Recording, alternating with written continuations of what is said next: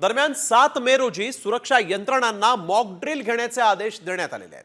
नागरी सुरक्षेसाठी गृह मंत्रालयाचे सर्व राज्यांना हे आदेश मिळालेले आहेत। सायरन वाजवण्याचे देखील राज्यांना आदेश देण्यात आलेले आहेत। शत्रूच्या हल्ल्याच्या वेळेस स्वतःचं संरक्षण करण्यासाठी नागरी संरक्षण पैलूंवर नागरिक, विद्यार्थी इत्यादींना प्रशिक्षण देण्याचे आदेश देण्यात आलेले आहेत। त्यामुळे 7 मे नंतर कुछ तो बड़ा होने वाला है।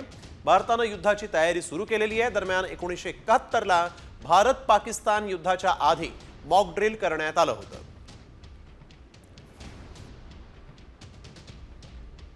7 मे रोजी सर्व राज्यांमध्ये मॉक ड्रिल घेण्याचे आदेश देण्यात आलेले आहेत। केंद्राने थेट राज्यांना हे आदेश दिलेले आहेत। गृह मंत्रालयाकडून सर्व राज्यांना निर्देश देण्यात आलेले आहेत। हवाई हल्ला झाल्यास अलर्ट म्हणून सायरन वाजवले जाणार।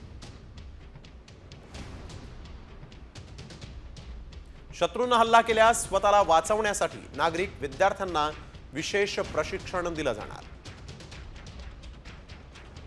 क्रॅश ब्लॅक उपाय योजनेची अंमलबजावणी करण्याचे निर्देश देण्यात आलेले आहेत। तर निवृत्त ब्रिगेडियर हेमंत महाजन यांनी या सगळ्या आदेशांनंतर नेमकं काय म्हटलेलं आहे पाहूया।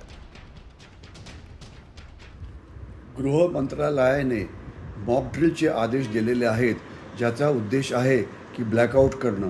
म्हणजे जर एखाद्या जागी हल्ला होऊ शकतो विमानाचा, किंवा हल्ला होऊ शकतो क्षेपणास्त्रांचा, किंवा हल्ला होऊ शकतो ड्रोन्सचा, तर त्यावेळेला त्या भागातल्या सिव्हिल जनतेला आपलं रक्षण करणं हे भाग असतं। कारण जे एअर डिफेन्स असतो ते फक्त मिलिटरी टार्गेट्सच्या जवळपास असतं, परंतु जो सिव्हिलियन एरिया असते तिथे अशा प्रकारचा डिफेन्स कुठलाही नसतो।